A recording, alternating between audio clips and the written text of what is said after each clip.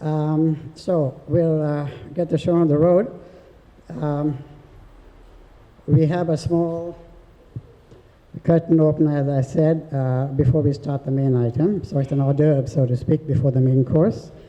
As far as the main production goes, it's, as you know, the iconic poem Daddy by Sylvia Plath, Pulitzer Prize winner, American, who had manic depressive illness, and for a variety of factors, including a very unhappy marriage, she committed suicide at the age of 30.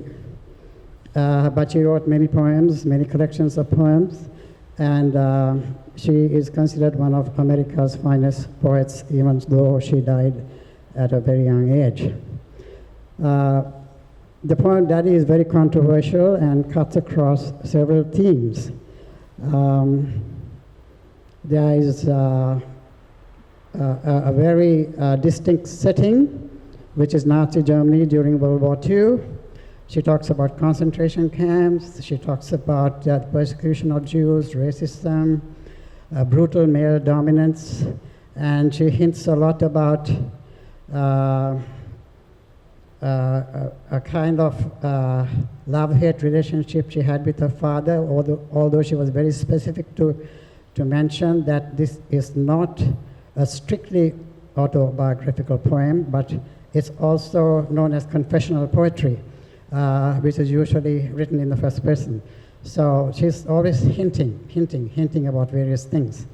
And so even though it's fiction, there are grains of truth, so to speak, in the poem. And I chose this particular poem to do some experimental work because this kind of thing has not been done before. To my knowledge, nowhere in the world has anyone attempted to use this poem, this particular poem, Daddy, as a template for modern dance theater production. So here we have just two characters. And Anjaleeta, if you can just stand up for a minute. All right, come.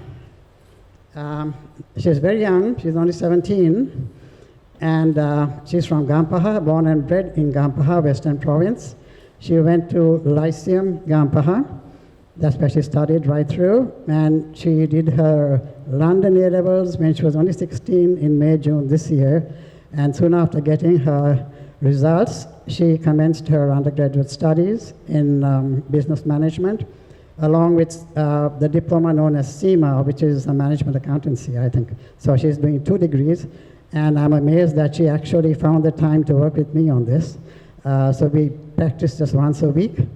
Our target was 30 classes, but we could manage only around 23 because of the fuel crisis that happened in July, and there was a breakdown in public transportation, there was no fuel, and so we had to stop work on this production for a whole month and then pick up again slowly. So one thing I would like to say is that Anjaleeta is actually a Canadian dancer by training. Canadian dancing is her hobby, and she had to learn basic ballet technique and basic contemporary dance technique from me in a very, very short time, in the space of a few months. So this is why we are calling this work in progress, because it's not a final production. We just did not have the time because of the fuel crisis and other problems to put together a final production. But we were keen to do this in December because Anjaleeta is very busy with her studies, and so heaven knows what's going to happen next year in this country, the way things are going. So we thought before the end of the year we must do something, and so we settled for a work in progress. So this is not a final production, but I hope it lives up to your expectations. I have focused on one particular aspect of the poem by Sylvia Plath, and that is the brutal male dominance. Okay, because it's impossible to cover everything in that poem in a short dance theater production with just 2 people. So we had to be selective. And that's the particular theme that I'm focusing on in this dance performance. It involves a lot of mime and acting as well. And so to repeat, male dominance is, or should I say brutal male dominance, is the main theme of this production, and in that regard, you might find it a little bit troublesome, a little bit disturbing as the thing goes on. But that's the whole idea behind the production. So let me check whether we have all our props in place, and then we will start the curtain opener, right? So you stay where you are, okay? Daddy. You do not do any more black shoe in which I have lived like a foot for 30 years, poor and white, barely daring to breathe or chew. Daddy, I have had to kill you. You died before I had time, marble heavy, a bag full of God, ghastly statue with one gray toe big as a Frisco seal, and a head in the freakish Atlantic, where it pours bean green over blue in the waters off beautiful Nosset. I used to pray to recover you, ach du, in the German tongue in the Polish town, scraped flat by the roller of wars, wars, wars. But the name of the town is common. My Polack friend says there are a dozen or two. So I never could tell where you put your foot, your root. I never could talk to you. The tongue stuck in my jaw. It's stuck in a barbed wire snare. Ich. I could hardly speak. I thought every German was you. And the language obscene, an engine, chuffing me off like a Jew to Dachau, Auschwitz, Belsen. I began to talk like a Jew. I think I may well be a Jew. The snows of the Tyrol, the clear beer of Vienna, are not very pure or true. With my gypsy ancestress and my weird luck, and my tarok pack and my tarok pack, I may be a bit of a Jew. I have always been scared of you, with your Luftwaffe, your gobbledygoo, and your neat moustache, and your Aryan eye, bright blue. Panzerman, oh you, not God, but a swastika, so black no sky could squeak through. Every woman adores a fascist, the boot in the face, the brute heart of a brute like you. You stand at the blackboard, Daddy, in the picture I have of you, a cleft in your chin instead of your foot. But no less a devil for that, no, not any less the black man who bit my pretty red heart in two. I was 10 when they buried you. At 20 I tried to die, then get back to you. I thought even the bones would do. But they pulled me out of the sack, and they stuck me together with glue. And then I knew what to do. I made a model of you, a man in black with a Mein Kampf look and a love of the rack and the screw, and I said, I do. So, Daddy, I'm finally through. The black telephone's off at the root. The voices just can't worm through. If I've killed one man, I've killed two. The vampire who said he was you and drank my blood for a year. 7 years, if you want to know. Daddy, you can lie back now. There's a stake in your fat black heart, and the villagers never liked you. They are dancing and stamping on you. They always knew it was you. Daddy, you bastard, I'm through.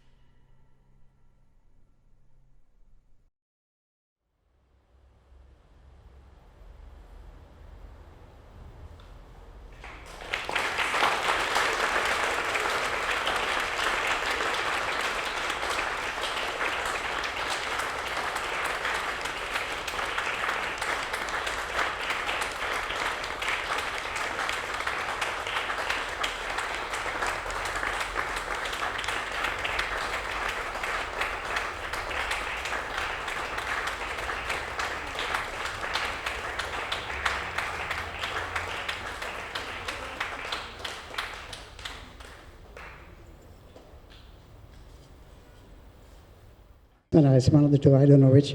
But anyway, there's some food at the back, so please help yourselves, and some iced coffee and soft drinks. And thank you all again for coming. It's been a great pleasure having you all here. Thank you again.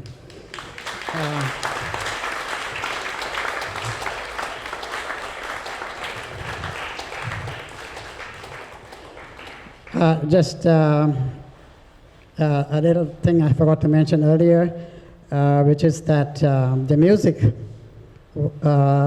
is by a 20th century Russian composer, a very gifted composer who wrote very modern music using a classical structure. And this particular piece that we performed too is called Concerto for Piano and Strings. And it's a one-movement concerto, very unusual and very difficult to dance to. But I hope we managed to pull it off. Thank you again.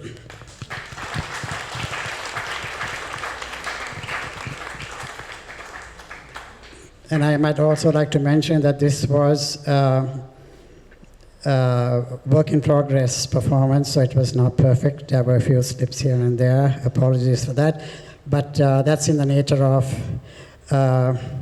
work in progress performance. But I must thank Anjaleeta that in a very short time, 45 months, she was able to master basic ballet and contemporary technique and do this show with me. So please give her, Angela, stand up please. Please give her a big hand, a big hand.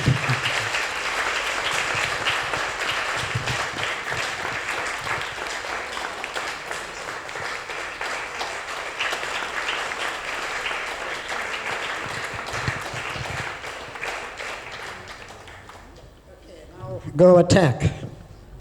Food is over there at the back.